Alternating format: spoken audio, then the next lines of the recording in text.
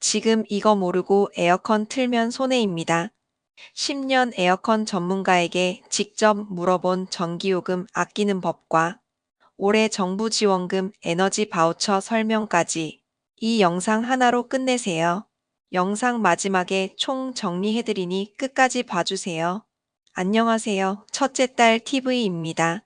언제부턴가 매년 여름마다 올 여름이 제일 덥다는 뉴스 많이 보셨죠? 사실 25년 6월은 기상 관측 이후 가장 더운 6월이었다고 해요. 7월 초에는 전력 수요가 역대급으로 발생했고, 폭염으로 인해 온열 질환 발생자가 계속 증가하고 있죠. 습도가 높다 보니 더 덥게 느껴져서 에어컨을 틀 수밖에 없는 상황입니다. 저희 아빠는 유독 여름철 에어컨 전기요금을 두려워하셨어요.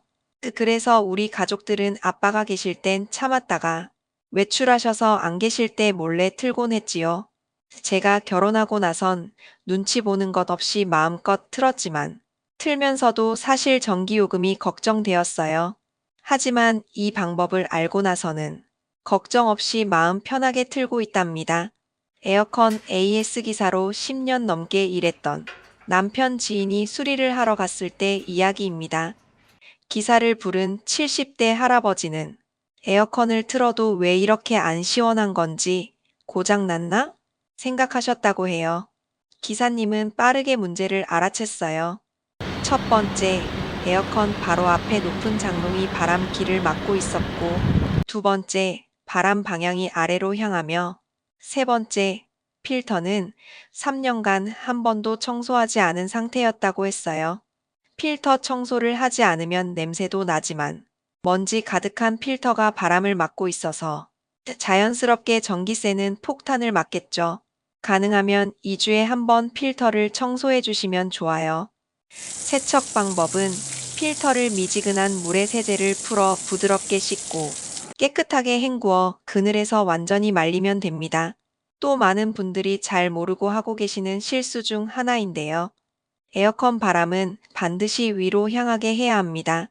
냉기는 무거워 가라앉는데 바람을 위로 향하게 해야 천장에서 내려오는 냉기로 방 전체가 균일하게 시원해집니다.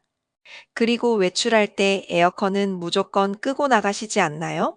에어컨을 처음 켜고 5분, 10분 정도가 가장 전기 많이 드는 시간이에요.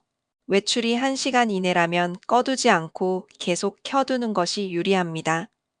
그리고 제습 모드로 트는 것이 전기가 덜 들어갈 것이라 생각하고 제습 모드로만 돌리시는 분도 계세요.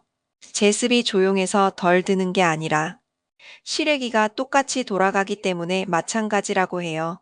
따라서 냉방 후 제습으로 돌리면 시원함과 뽀송함을 동시에 얻을 수 있어요. 그리고 이건 당연할 수도 있는데 놓치는 분들도 계십니다.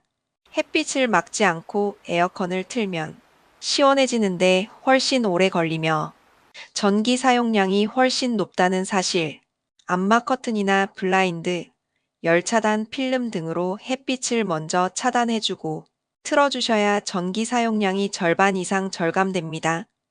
그리고 전기세를 줄이는 진짜 핵심, 처음에 파워 버튼으로 가장 낮은 온도에 가장 센 바람으로 해서 빠르게 실내 온도를 낮춘 다음 26도에서 27도로 고정시켜 온도 조절 없이 쭉 유지시켜주면 걱정은 하실 필요 없어요.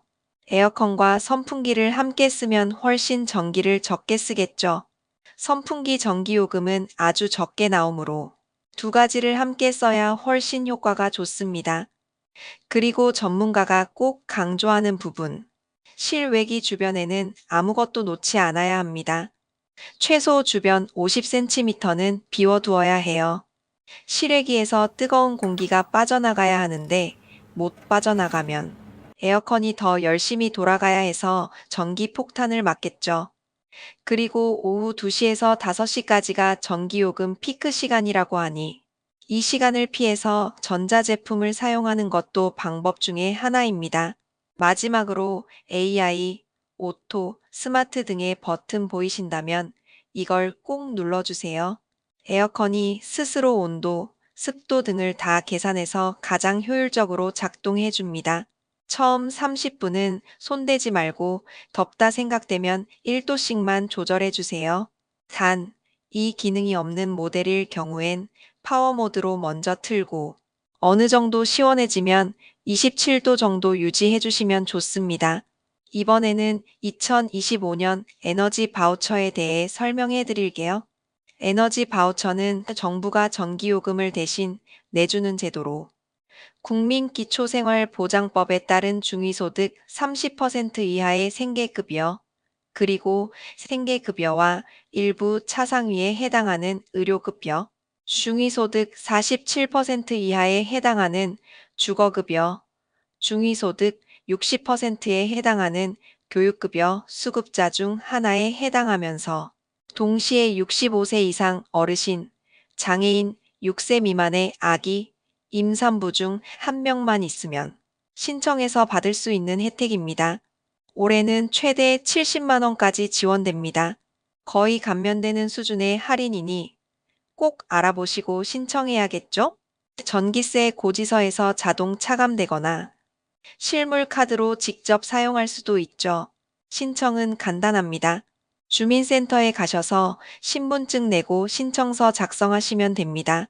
신청 기간은 2025년 6월 9일부터 12월 31일까지. 시간 있을 때 꼭 챙기세요. 이번엔 제도가 좋아졌어요. 이전엔 여름 따로, 겨울 따로였는데, 이제는 1년 내내 자유롭게 쓸 수 있습니다. 작년엔 수십만 명이 몰라서 못 받았답니다. 정말 아깝죠? 이번에는 꼭 신청하시고 더 이상 전기요금 때문에 더위 참지 마세요. 에너지 바우처 하나면 올 여름은 덥지 않고 걱정도 없는 여름이 될 수 있습니다. 지금 바로 부모님, 가족, 주변 어르신들께 꼭 알려주세요. 당신의 한마디가 누군가의 전기세를 줄여줄 수 있습니다. 마무리로 에어컨 전기요금 줄이는 법 10가지 총 정리해 드릴게요. 1. 가능하면 2주에 한 번 필터 청소. 2. 에어컨 바람은 위로 향하게. 3. 외출이 한 2시간 이내라면 꺼두지 않고 계속 켜두기. 4. 제습이나 냉방이나 전기 사용량은 같아서 냉방 후 제습으로 돌리기. 5. 암막 커튼이나 블라인드, 열 차단 필름 등으로 햇빛 차단 후 틀기. 6. 리모컨의 AI, 오토, 스마트 등의 버튼 이용하거나 버튼이 없다면 18도 센 바람으로 빠르게 낮춘 후 26도에서 27도로 쭉 유지. 7. 에어컨과 선풍기를 함께 쓰기. 8. 실외기 주변에 아무것도 놓지 않기. 9. 오후 2시에서 5시가 전기요금 피크 시간. 10. 에너지 바우처 대상자 확인 후 꼭 지원받기. 이번 영상도 큰 도움이 되셨길 바라며 봐주셔서 감사합니다. 영상 2번 빠르게 누르면 좋아요.